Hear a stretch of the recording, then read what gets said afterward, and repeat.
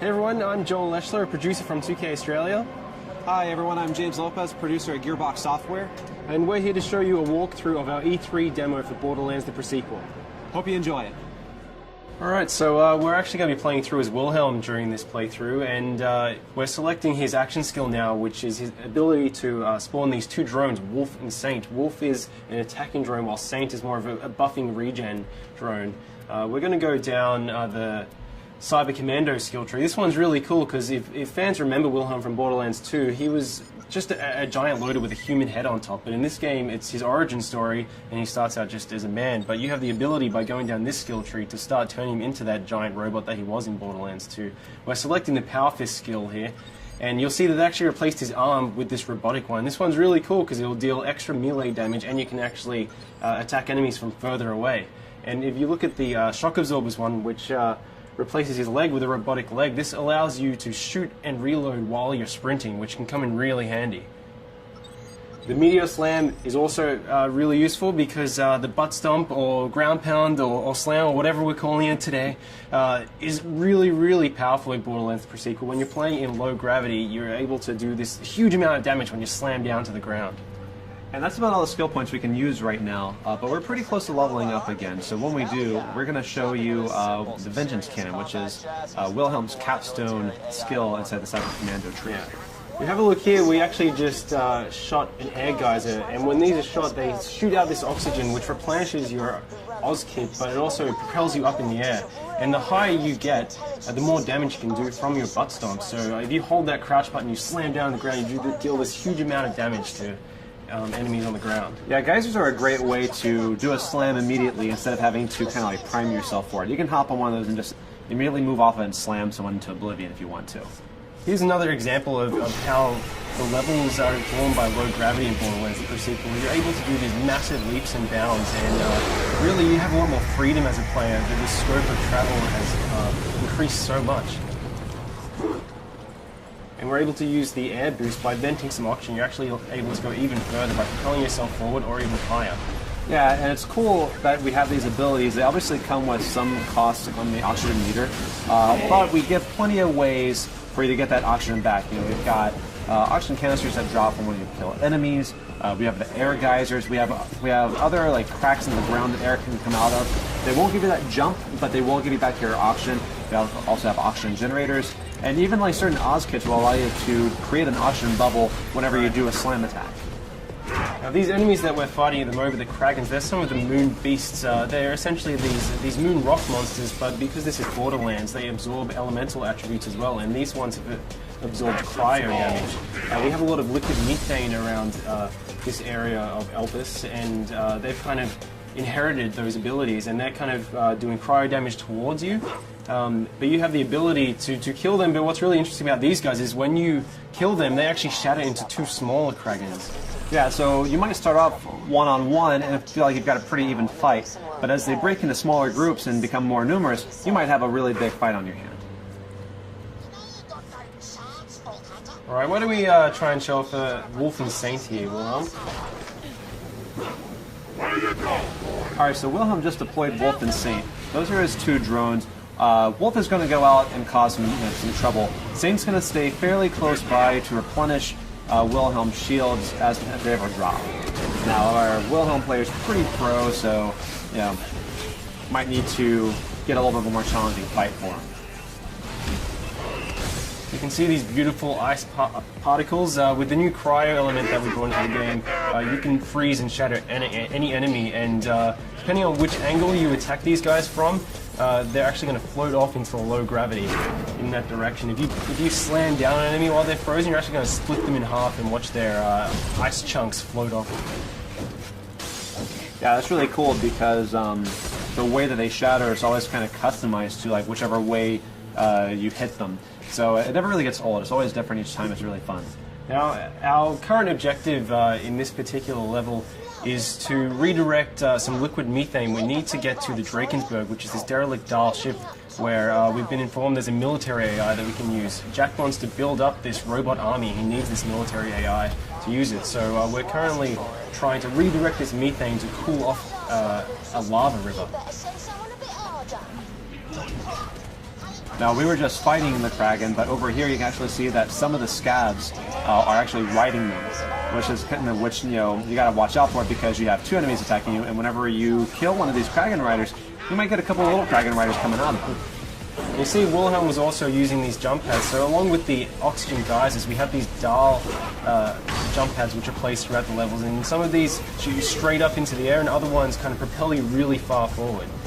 Again, if you manage to chain some of these together, you can get really, really high and do a slam, which does a massive amount of damage. Look at some of these guys. You'll see that some of these scabs have this sort of orange bubble over their head. That's their oxygen bubble. That means that if you crack that bubble, then they're going to take oxygen damage because they're not able to breathe. Which is a really cool way because you can kind of do a hit and run. You don't have to worry about necessarily about finishing them off if you're taking too much heat. You can just wait for them to asphyxiate. But some of these guys also have shields and air bubbles, and so they're a little more of a stronger fight. You have to watch out with those guys because they're more dangerous. So you can see that's an example of one of the dial jump pads which shoots you really far forward. And here we have some of the dial jet fighters, and they're going to fly around and try and do a huge amount of damage to you. So Wilhelm is doing pretty well. Yeah, that was a spot-on hit. That was really good. Oh no, but you fell off the side. That's okay because we've got plenty of jump pads. We have a lot more verticality in Borderlands now than we ever did before. So there's not necessarily any one way to get to this objective. Really, all you have to do is just find either a jump pad or a way to jump from platform to platform. Yeah, something really great about the low oxygen, it allows you to traverse these maps really, really quickly. So because you can make these massive leaps and bounds and you have these jump pads, you're able to get from one end of the map very, very fast and really get an edge on the enemies. All right, now it looks like we just leveled up. So we're going to go and put that skill point in Vengeance Cannon. That's really interesting because if you take a certain amount of damage, Wilhelm responds with the Vengeance Cannon and can do a great amount of damage within a pretty generous period of time. You have about 30 seconds of action on this. It can come in really, really powerful when you're under the pump. Yeah. So you can see now we're actually redirecting this liquid methane, so we should be able to go over and try and freeze this lava lake. All right, so once this pipe connects, we actually have another route on how we can get to the next objective. You could just go down to the ground if you wanted to, but because of the verticality in the Presequal, we can actually continue along this path here. All you have to do is have the option to make the jump, and then you can actually run along this pipe here. So there's plenty of ways to explore this map and get pretty much to anywhere you need to get. Yeah, it's really cool as well. Our level designers have built the map so, especially when you're playing co-op, you can have each player, they can approach each of these sites from different angles. So we could have taken that pipe all the way along while Athena went down via the ground and went over to the via the jump pad. Yeah, people that are especially fond of sniping should keep an eye out for these kind of opportunities because you get a superior angle from which you can snipe off those oxygen bubbles or just do just a bunch of damage in general. Yeah, absolutely. So we're going to continue along this way, and Athena's going to continue on the ground, and they're both getting she's going to jump across this chasm here, and we're going to get on to the next big fight. Yeah, we should be able to ambush these guys by taking them from two different angles. Once Wilhelm, finds a way to jump over this. There we go. All right, so in this area here, we've got some jetpack scavs. We also have some guys that are on foot. You actually see a scav that Athena just killed just flying off in the distance. And he'll go on like that for quite some time. Yeah, if he still has any life left in him, he's getting pretty beautiful from there. Oh, yeah. Awesome. Oh, no.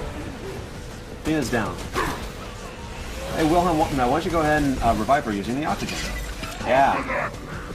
So you kind of have these cool tactical decisions. You can revive your downed players faster with oxygen than if you just do it the normal way. But that obviously comes at a cost. But sometimes it's really good to get them in the fight faster. Beautiful.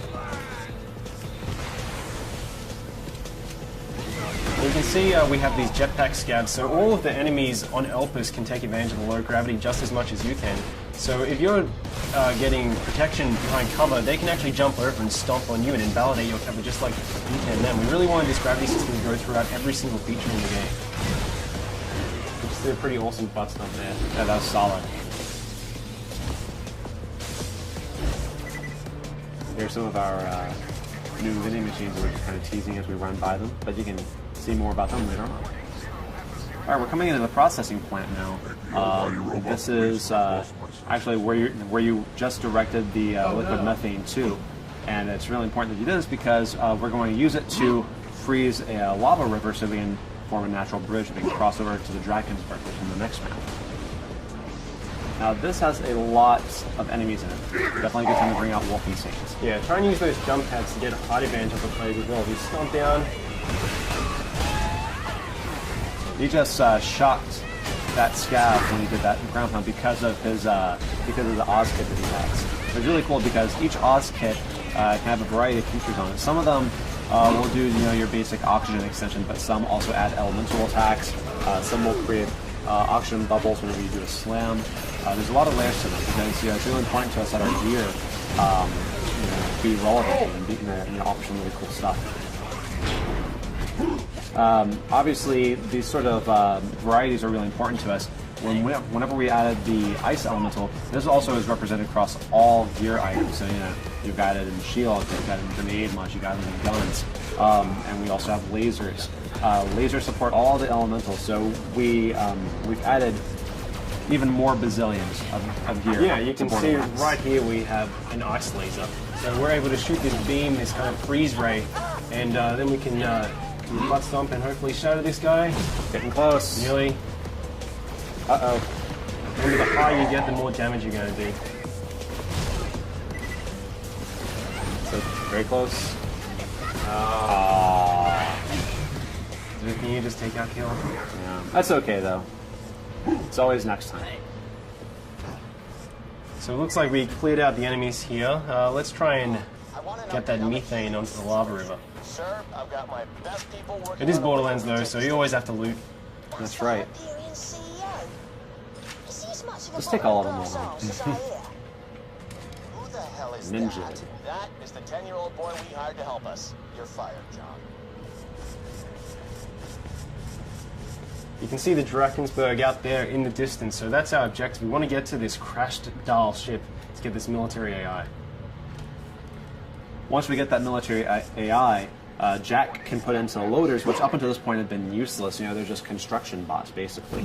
But once we put the AI in them, we'll be able to weaponize the loaders and reclaim Helios, which is the moonshot facility.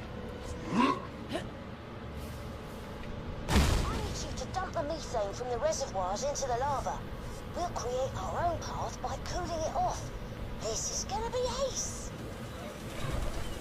The lake should be safe now. Let's get to the Drakensberg so you success. can find that Let's make our way over to the Drakensberg. Lads, looks like we're going to have guests over. The kind the bosun wants dead as quickly as possible. Of course, won't Borderlands be without a bunch of big baddies to have to fight? Yep, they just get bigger and bigger. I really like that he's an ice dragon, but he also has lava inside of him. Yeah, I see that all the time. Yeah, it makes sense. All right, guys, and that's our E3 demo. We hope you enjoyed seeing it. Please stay tuned for more pre-sequel news.